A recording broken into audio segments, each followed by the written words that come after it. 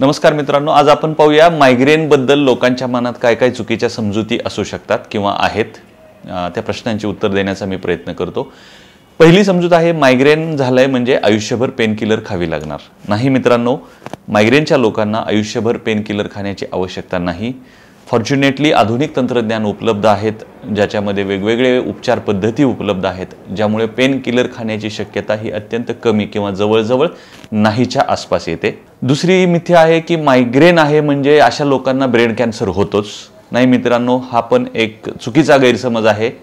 Migraine वाल्या पेशंटना brain tumour होऊ शकतो असं नाही, परंतु यस, एखाद्या व्यक्तीला जर ब्रेन ट्यूमर असेल तर त्यामुळे डोकेदुखी होऊ शकते आणि आपल्याला डोकेदुखी होणाऱ्या प्रत्येक पेशंटला काही क्लिनिकल एक्झामिनेशन किंवा काही तपासण्या करून हे बघायला लागतं की ब्रेन ट्यूमर नाही ना। पण मायग्रेन ज्या व्यक्तीला आहे त्या पेशंटला ब्रेन ट्यूमर होणं हे एक चुकीचा समज आहे।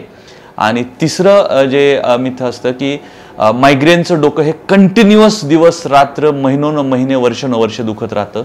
नाही मित्रांनो, मायग्रेनचं डोकं हे अटॅक्समध्ये येत राहतं आणि 2 अटॅकच्या मध्ये पेन फ्री पिरियड असण्याची शक्यता खूप जास्त असते। सो आज असे काही मिथ्स आपण पाहिले। पुढच्या भागात बघूया ट्रीटमेंट बद्दल।